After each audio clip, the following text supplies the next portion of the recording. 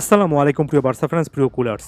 বার্সাকে কেন্দ্র করে নানা রকমের নেগেটিভিটি, অনেক হতাশার ভিড়ে একটা কথা আমি প্রায় সময় বলি। এই ভিডিওটার শুরুটাও করলাম সে কথা দিয়ে, যতদিন পর্যন্ত লা মাসিয়া বার্সেলোনার প্লেয়ার তৈরির এই আতুর ঘর টিকে থাকবে ততদিন পর্যন্ত বার্সা ফ্যানেরা, কুলাররা এখান থেকে কি ট্যালেন্ট উঠে আসছে সেটা দেখার জন্য হলো বার্সার খেলা দেখবেন। আমরা এর আগের সিজনগুলোতে দেখেছি, সাম্প্রতিক সময়ে দেখেছি, যেমন গত সিজনের কথা যদি বলি, একজন লামিন ইয়ামাল, একজন পাউ কুবার্সি, এমন টাইপের ট্যালেন্টটা আস্তে আস্তে উঠে এসেছেন।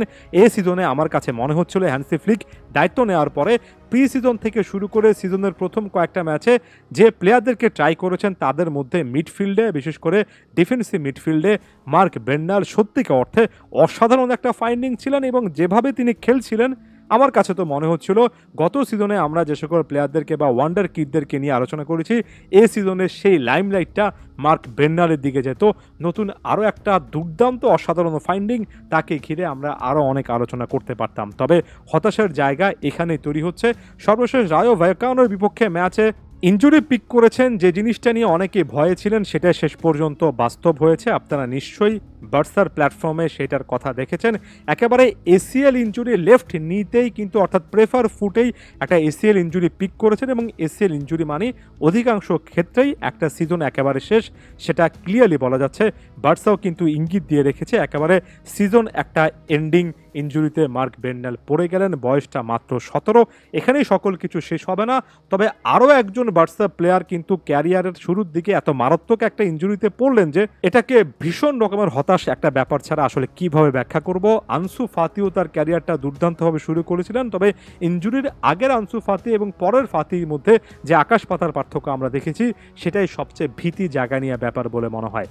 একজন মার্ক বেন্নাল সম্পর্কে আমার প্ল্যানটা ছিল আর একটা দুটো ম্যাচ নিয়ে একেবারে ইন ডিটেলস তার ট্যালেন্ট সম্পর্কে আলোচনা করব, কারণ সত্যিকার অর্থে সেটা করতে তিনি যে কোনো ফুটবল অ্যানালিস্টকে বাধ্য করেছিলেন। তার দুর্দান্ত পাসিং স্কিল, তার অসাধারণ গেম রিডিং স্কিল, বল পায়ে তার টাচগুলো, তার মুভমেন্টগুলো, 1 ভার্সেস 1 সিচুয়েশনে তার ছোট ছোট ড্রিবলিং করা অ্যাবিলিটি, তার ভিশন, তার play making skill, technical ability, এবং আমার কাছে যেটা অনেক বেশি করে ভালো লেগেছে, প্রতিপক্ষ প্লেয়াররা অনেকে মিলে একেবারে প্রেশার সিচুয়েশন তৈরি করলো, সেখান থেকে বের হওয়া দেখলে মনে হতো যে একেবারে বার্সার ডিএনএ সমৃদ্ধ একজন মিডফিল্ডার, যার পায়ে বল গেলে যথেষ্ট নির্ভর থাকা যায়। ওই জায়গা থেকে তিনি বল লুজ করবেন না, বরঞ্চ সে জায়গা থেকে তিনি তার পাসিং অ্যাকুরেসি হোক, ভিশন হোক, কিংবা প্লে মেকিং অ্যাবিলিটি হোক, যে পাসটা জেনারেট করবেন, সেখান থেকে কিন্তু খেলার ব্যাটনটা বার্সার কাছে চলে আসবে।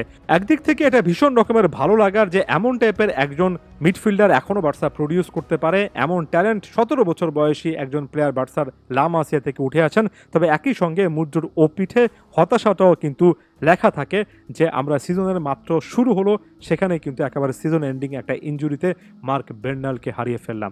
এখন আশা একটাই থাকবে, ইনজুরি থেকে কাটিয়ে ওঠার পরে বিশাল একটা ক্যারিয়ার অপেক্ষা করছে, যাতে করে হারিয়ে না যান, যাতে করে তার স্পৃহাটা, চেষ্টাটা আগের জায়গাতে থাকে। আরও একটা আনসু ফাতি সিচুয়েশন আমরা দেখতে চাই না। আশা করব মার্ক বেন্নাল খুবই স্ট্রংলি কামব্যাক করবেন, বার্সার আরও একজন টকিং পয়েন্ট হয়ে উঠবেন, কারণ সব রকমের অ্যাবিলিটি এই মিডফিল্ডারের আছে। তাকে ছাড়াই হ্যান্সি ফ্লিক 4-2-3-1 একটা পজিশনে সত্যিকার অর্থে বিপদে পড়ে গেলেন, কারণ আগে থেকে গাভি কিংবা ফ্র্যাঙ্কি ডিয়ং এর মতো মিডফিল্ডার কিন্তু ইনজুরি কারণে মাঠের বাইরে আছেন। সর্বশেষ আপডেটটা হচ্ছে বার্সেলোনা এই ইনজুরিটার পরে লিভারপুলের 19 বছর বয়সী মিডফিল্ডার স্টেফান বাইজেটিচের দিকে তাকাচ্ছে, এবং বাইজেটিচকে যেভাবে হোক তারা কিন্তু দলে ভেরাতে চায়। 4 মিলিয়ন ইউরোর একটা ফির কথা বলা হচ্ছে, যদিও আরবি সালজবুর্গের একটা লোন বিড আগে থেকে করা আছে। তবে বার্সার জন্য বেন্নাল ইনজুরির পরে এটা একটা প্রায়োরিটি সাইনিং হতে পারে, বিশেষ করে লোন মুভের ক্ষেত্রে নো বাই আউট ক্লজের দিকে বার্সেলোনা যেতে পারে। তবে সেটা যাই হোক, শুরুর দিকে কিন্তু হ্যান্সি ফ্লিক একটা বড় রকমের একটা মেসেজ পেয়ে গেলেন। ইনজুরি সংক্রান্ত ইস্যু এই সিজনও বার্সার জন্য বড় রকমের একটা মাথা ব্যথার কারণ হতে পারে। আদিওস ভিস্কা এল বার্সা।